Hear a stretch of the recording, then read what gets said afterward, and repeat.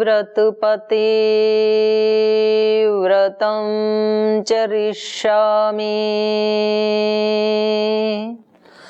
तच्छकीयं तन्मे राध्यताम् इदमहमनृतात् सत्यमुपैमि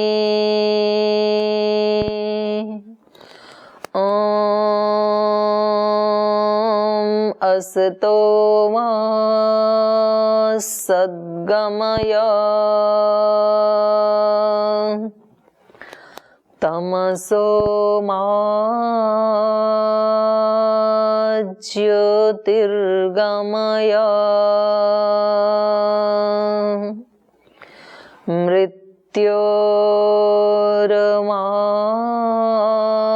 मृत्योर्मामृतं गमय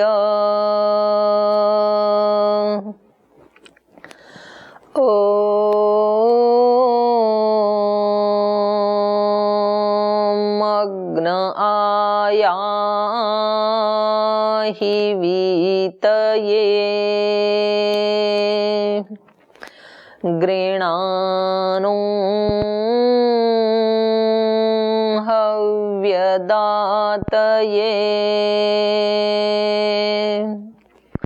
निहोता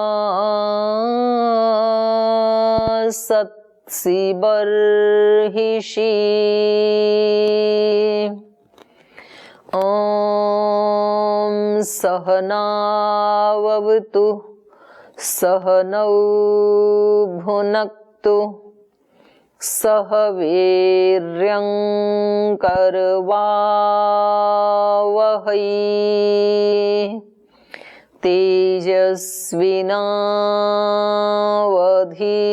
तेजस्विनावधीतमस्तु मा विद्विषावहै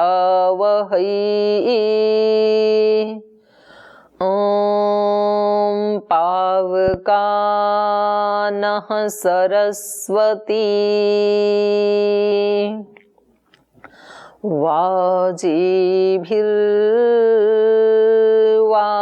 वाजिनीवती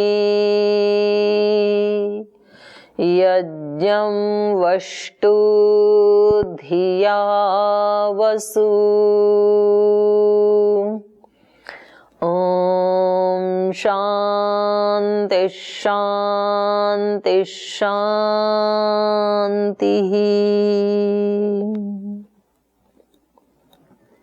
ओम। परमपिता परमात्मा और पूज्य गुरुदेव के पावन चरणों में प्रणाम करते हुए, नमन वंदन करते हुए आज की कक्षा का प्रारंभ करते हैं। पिछली कक्षा में जैसे मैंने बताया था कि हमारे चित्त की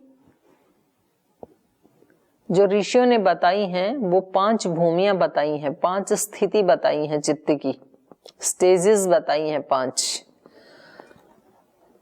और उन 5 के भी अगर हम पार्ट्स करने लगें तो अनंत अनंत रूप हो जाते हैं। फिर तो एक तरह से यदि हम कहें कि हम एक क्षण में, एक एक क्षण में अनेक अनेक परिवर्तन हमारे शरीर में, हमारे चित्त में और हमारी भावनाओं में आते हैं। अनंत अनंत परिवर्तन। एक दिन की तो बात छोड़िए, अभी तो साइंस भी यहाँ तक पहुँच गई है कि हर सेल में, प्रत्येक सेल में एक क्षण में 1.5 लाख 1,40,000 रासायनिक परिवर्तन होते हैं। तो अब आप थोड़ा गणित कैलकुलेट कर लीजिए कि एक व्यक्ति के शरीर में कोई 37 ट्रिलियन कहता है, कोई 40 ट्रिलियन, कोई 50 ट्रिलियन, कोई मोर देन 50 ट्रिलियन। अब वो गिने तो जा नहीं सकते हैं। एक स्थान में इतने सेल हैं तो फिर उसकी पूरे शरीर की वो लंबाई चौड़ाई, उसका जो है लेंथ आदि नाप करके फिर ये अंदाजा लगाया जाता है। तो इतने ट्रिलियन सेल्स हैं, एक सेल में एक क्षण में 1.5 लाख रासायनिक परिवर्तन हो रहे हैं। तो 37 ट्रिलियन में एक क्षण में कितने परिवर्तन हो रहे हैं? तो कैलकुलेटर तो फेल है, क्योंकि 1.5 लाख को 37 से आप गुणा करेंगे तो वो जो संख्या आएगी वो एक क्षण का परिवर्तन है पूरे शरीर का, और वो केवल स्थूल सेल्स का परिवर्तन है। उसके अतिरिक्त जो हमारा भावनाओं का जगत है उसमें भी अनंत अनंत परिवर्तन हो रहे हैं हर क्षण, और उन भावनाओं के अकॉर्डिंग फिर हमारे विचारों में असंख्य परिवर्तन हो रहे हैं। तो हम ऐसे सोच लेते हैं, जब स्नान आदि करके दर्पण में जब अपना चेहरा देखते हैं तो हमें लगता है जो मैं कल थी वही आज हूं, या जो 10 साल पहले थी वही हूं। क्यों? आप और हम तो वही हैं, लेकिन जिसको आप देख रहे हैं वो वही नहीं है। देख तो चेहरे को रहे हैं, आत्मा तो दिखती नहीं है दर्पण में, तो चेहरा दिखता है दर्पण में। तो वो दर्पण जो दिखा रहा है उसमें तो अनंत अनंत परिवर्तन हो चुके हैं। और ये जो शरीर में जो परिवर्तन हो रहे हैं ये कैसे हो रहे हैं? इनका संबंध है फिर सूक्ष्म जगत से, और सूक्ष्म जगत में भी यदि हम इसके मूल को ढूंढने लगें तो मूल है इसका भाव जगत, भावनाओं का जगत। इसलिए योग दर्शन में आगे भी बताएंगे, मैत्री आदिषु बलानी, आगे हम सूत्र पढ़ेंगे। मैत्री आदि जो भावनाएं हैं ये बहुत बड़ा बल है। मैत्री आदिषु बलानी बलेषु हस्ति बलादीनी। कितना बल है इन भावनाओं में? बोले हाथियों से भी ज्यादा बल है। और प्रथम सूत्र में ही महर्षि पतंजलि जी ने बताया कि हमारे चित्त की मुख्य रूप से 5 भूमियां हैं: क्षिप्त, विक्षिप्त, मूढ़, एकाग्र और निरुद्ध। तो जो पाठ हम पढ़ रहे हैं कि कैसे किसी व्यक्ति को स्ट्रेस होता है, कैसे तनाव होता है, तो ये चित्त की क्षिप्त अवस्था है। ये चित्त की विक्षिप्त कह लीजिए, क्षिप्त और थोड़ी सी डाउन चली जाएगी, ये विक्षिप्त अवस्था है। विक्षिप्त अवस्था का मतलब होता है कि जिसमें चित्त चंचल रहता है। चंचल का मतलब चलायमान रहता है, चित्त एकाग्र नहीं होता है, टिकता नहीं है किसी एक विषय के ऊपर, एक क्षण में अनेक विषयों को छू लेता है। इतना, क्योंकि चित्त की गति इतनी ही तीव्र है, प्रकाश से भी तेज गति चित्त की है। क्योंकि प्रकाश, इतनी तो साइंस आप सभी ने पढ़ी रखी है कि 1 सेकंड में कितने लाख किलोमीटर प्रकाश चलता है, और इतनी तीव्र गति से चलते हुए भी सूर्य के प्रकाश को धरती तक आने में 8 मिनट लग जाती हैं, इतनी तेज चलते हुए भी। और हम जब आंख खोल के आकाश की तरफ देखते हैं या सूर्य को देखते हैं तो हमें सूर्य तक हमारी दृष्टि जाने में 30 सेकंड भी नहीं लगती, और हम तुरंत पहचान लेते हैं आज सूर्य धुंधला है, आज छोटा दिख रहा है, आज लाल दिख रहा है, पीला दिख रहा है। तो ऐसी हमारे चित्त की बहुत तीव्र गति है। ज्योतिषाम ज्योतिरेकम ऐसे कहा है मन को। तो ये विक्षिप्त अवस्था में हमारा चित्त अत्यंत चलायमान होता है, चंचल होता है, रुकता नहीं है कहीं भी। और यहां से चंचलता से शुरुआत हो जाती है भोग की, और भोग का परिणाम होता है दुख।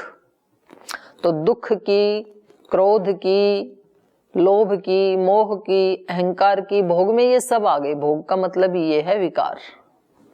तो यहां से चंचलता से हमारे चित्त की ये तनाव आदि, तनाव होता है जब चित्त हमारा विक्षिप्त अवस्था से भी आगे मूढ़ अवस्था में प्रवेश कर जाता है।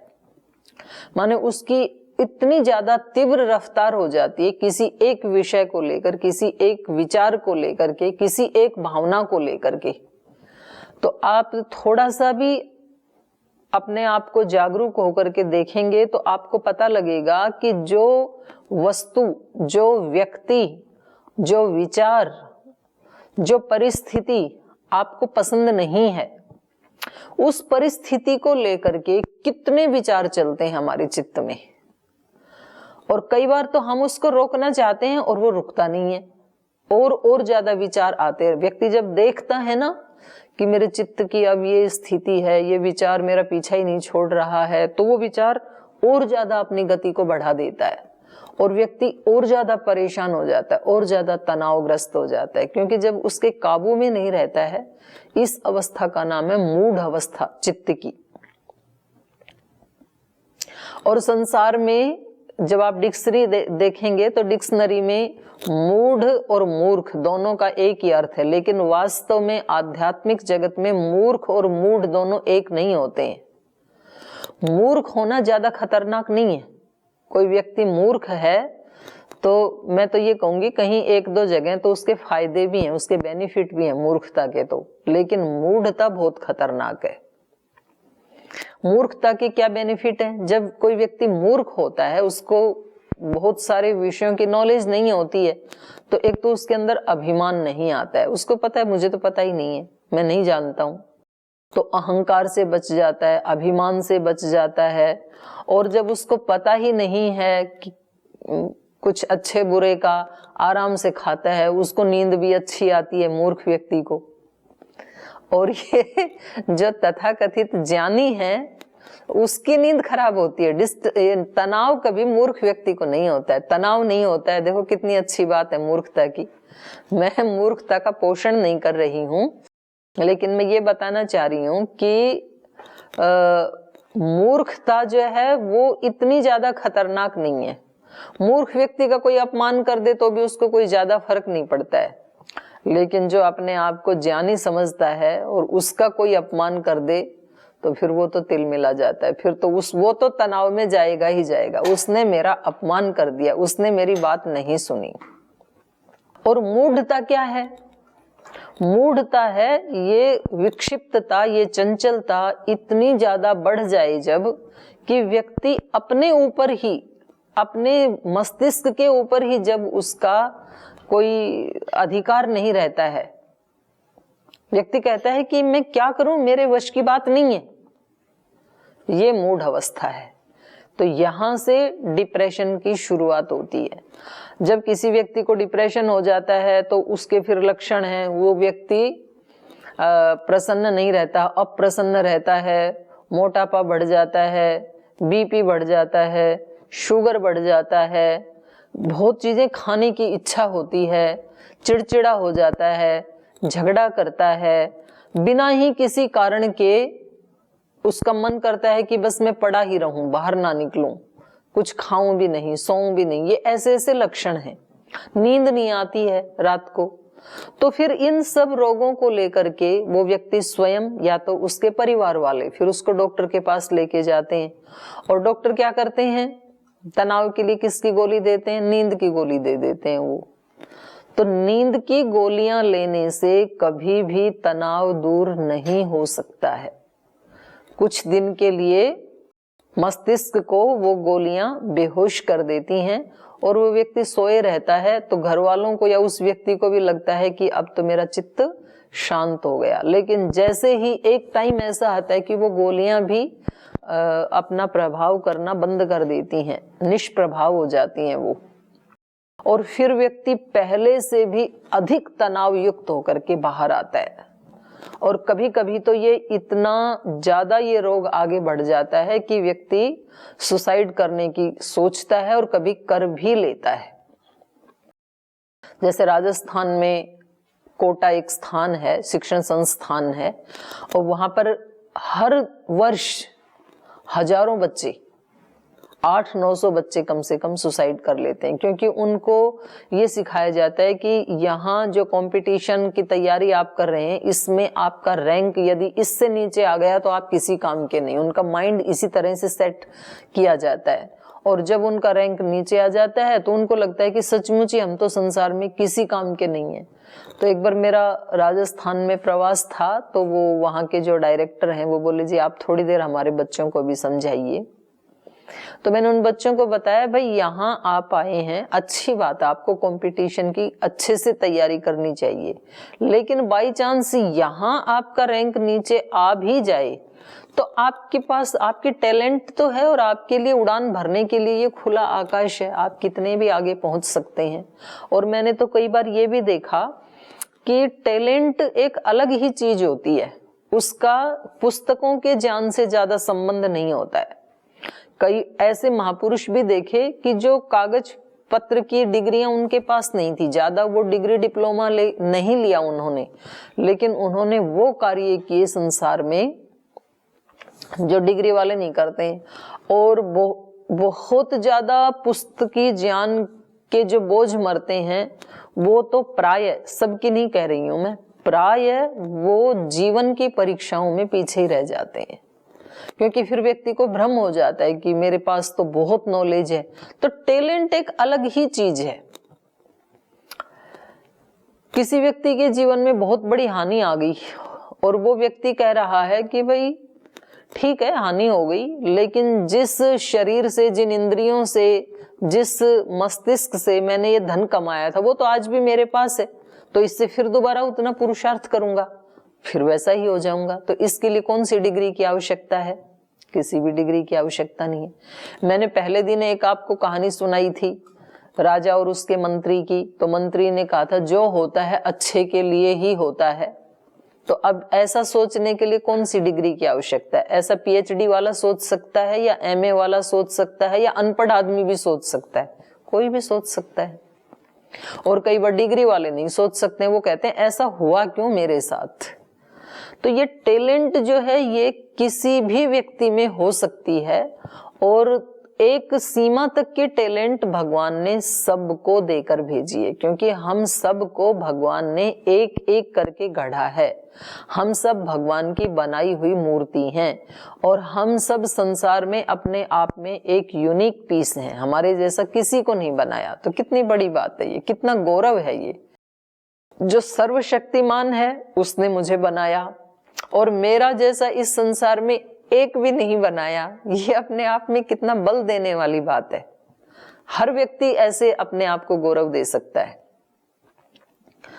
तो ये इसका जो स्थायी समाधान है वो तो है कि हमें अपनी विक्षिप्त अवस्था से, मूढ़ अवस्था से एकाग्र अवस्था में कैसे जाएं, इसका अभ्यास।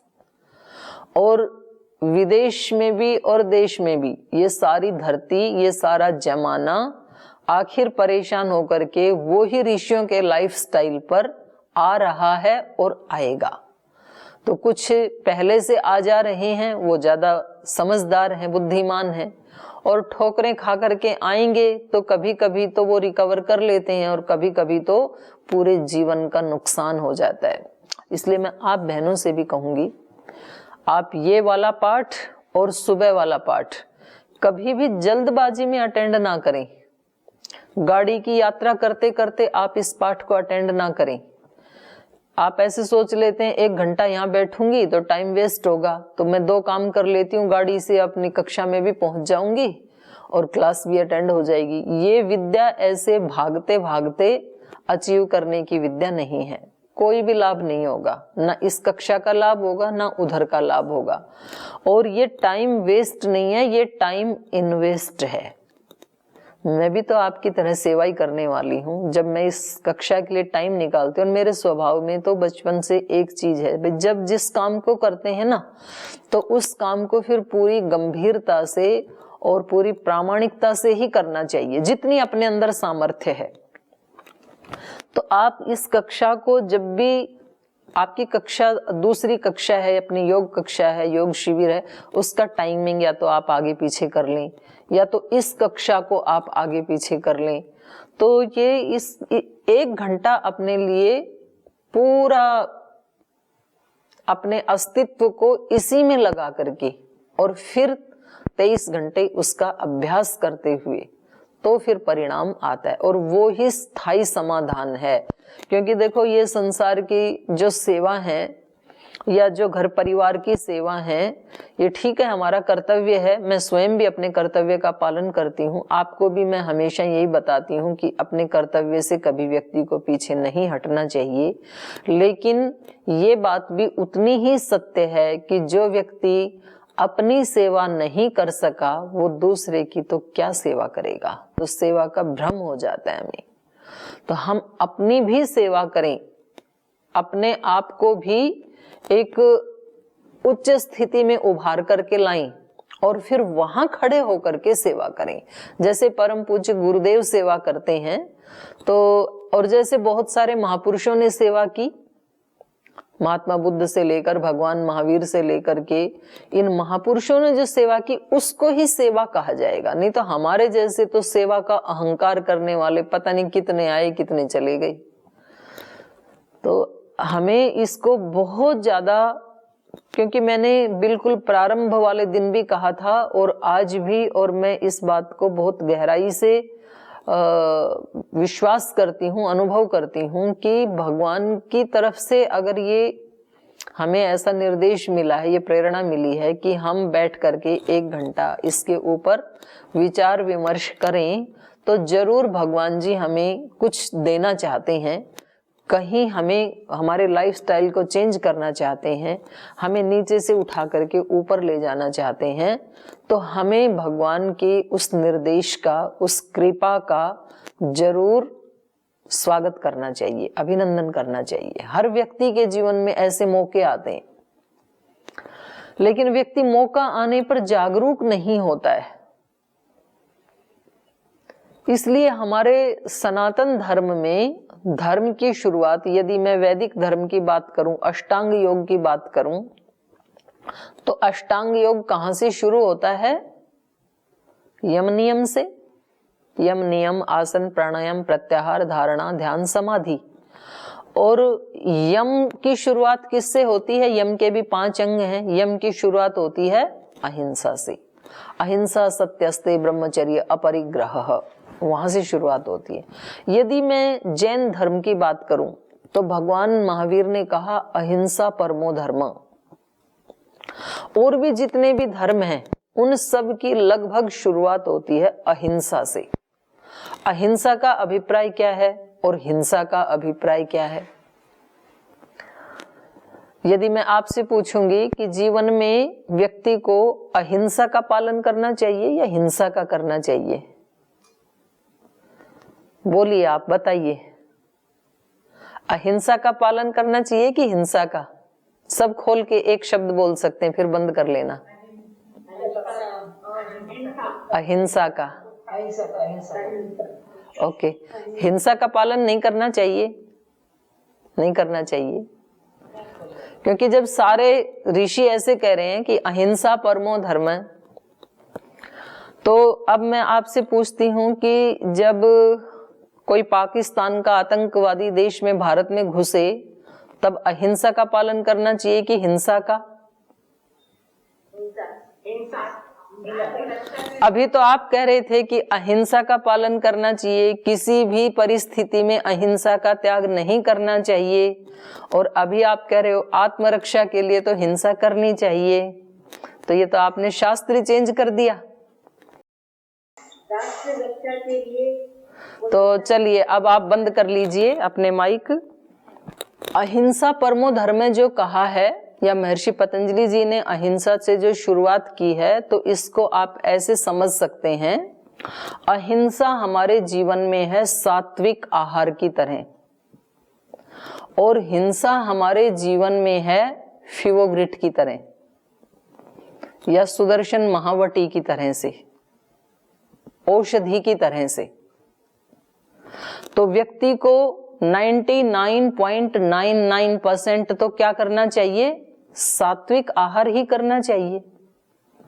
लेकिन जब कभी बुखार हो जाए और आप बोलो ना जी हम तो सात्विक आहार करने वाले हैं, हम तो हलवा खीर खाएंगे घर में बना हुआ है क्योंकि ये तो सात्विक आहार है, हम तो मक्खन रोटी खाएंगे, हम तो दूध पिएंगे वो भी हल्दी डालकर या केसर डाल के पिएंगे क्योंकि ये तो सात्विक आहार है, तो बुखार में खीर हलवा खाने से बुखार ठीक होगा कि ज्यादा होगा?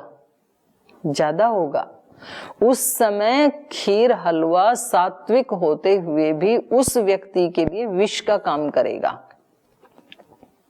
इसलिए कोई भी माँ अपने बच्चे को जब वो रुग्ण अवस्था में, बीमार अवस्था में होता है, उस समय खीर हलवा नहीं खिलाती है। उस समय बच्चे की इच्छा नहीं है तो भी कड़वा काढ़ा पिलाती है, क्योंकि माँ को पता है उस समय माँ हिंसा कर रही है, हिंसक है या अहिंसक है। उस समय भी अहिंसक ही है, यद्यपि हिंसा कर रही है। हिंसा का मतलब क्या है? बच्चे को दुख दे रही है, बच्चा तो रोता ही है कड़वा पीते समय, लेकिन माँ को पता है कि इस समय इसकी ये हिंसा इसके लिए कल्याणकारी है। तो इसलिए हिंसा की जाती है कभी अपवाद रूप में किसी व्यक्ति को। अच्छा आप ये बताओ कि किसी की पिटाई करना ये हिंसा है या अहिंसा है? हिंसा है। पिटाई करना तो बड़ी हिंसा है, मन से सोचना दुख देना ये भी हिंसा है, और पिटाई करना तो बड़ी हिंसा है। तो इस देश की सारी माताएं हिंसक हैं या अहिंसक हैं? आप भी माताएं हैं, कुछ एक आदि बन जाएगी, तो आप सारी की सारी हिंसा का पालन करने वाली हैं, क्योंकि सब ने कभी ना कभी तो अपने बच्चे के कान मरोड़े ही हैं, कभी ना कभी तो आपने डांटा ही होगा। बोल जी कभी ना कभी नहीं, अभी भी डांटना पड़ता है। और मेरे पास भी बहुत सारे बच्चे हैं, मेरे शिष्य हैं, तो पुत्र पुत्री जैसे ही होते हैं। तो हमें भी उनको जब कभी उनके लिए आवश्यक है, उनकी भलाई के लिए, तो डांटना पड़ता है। तो वो हिंसा कोटि में होते हुए भी वो हिंसा कल्याणकारी है। अब रोजाना फिवोग्रिट या कुनीन या मधुना, ये क्या बोलते हैं, ज्वरनाशक वटी, ये रोज तो नहीं खाई जा सकती, कटोरी भर के तो नहीं खा सकते ना सब्जी की तरह, तो वो तो कभी कभार खा सकते हैं ना, एक दो बार। और योग करेंगे तो उसकी भी जरूरत नहीं पड़ेगी। तो इसलिए व्यक्ति को 99.99 तो अहिंसा का ही पालन करना चाहिए। और अहिंसा का जब व्यक्ति पालन करता है, अहिंसा का पालन कब करेगा व्यक्ति? अपने प्रति भी अहिंसा का पालन और दूसरे के प्रति भी अहिंसा का पालन। अभी व्यक्ति विक्षिप्त और मूढ़ अवस्था में अपनी भी हिंसा करता है, दूसरे की भी हिंसा करता है। दूसरे की हिंसा करने से पहले ऑटोमेटिक अपनी हिंसा होती ही है। जब हम किसी के बारे में ऐसे सोचते हैं, जब हमें कोई व्यक्ति या कोई वस्तु या कोई परिस्थिति पसंद नहीं होती है, आप मानिए कि किसी व्यक्ति ने आपका अपमान कर दिया या आपके साथ धोखा कर दिया, या कोई वस्तु आपकी चुरा ली और आप उसके ऊपर बहुत विश्वास करते थे और फिर आपने उस व्यक्ति को निकाल दिया, और फिर वो व्यक्ति जो है सब जगह घूम फिर के, हाँ ढूंढ के और आपके पास आता है, और आपको पता लगता है कि आज वो व्यक्ति मेरे से मिलने के लिए आ रहा है। तो घंटों पहले आपके दिमाग में फिर वो आत्मसंवाद चलने शुरू हो जाते हैं कि जब वो आएगा तो उसको मैं ये बताऊंगी, उसको ये कहूंगी, तूने बहुत बुरा किया, तू नालायक है, तू दुष्ट है, तूने, ये सारी कमेंट्री चलनी शुरू हो जाती हैं। तो उसको तो 1 घंटे बाद सुनाएंगे, जब वो आएगा तभी तो सुनाएंगे, और हो सकता है उसका ना कैंसिल भी हो जाए। तो उसकी हिंसा तो बाद में होगी, पहले किसकी हिंसा हो गई? खुद की हो गई।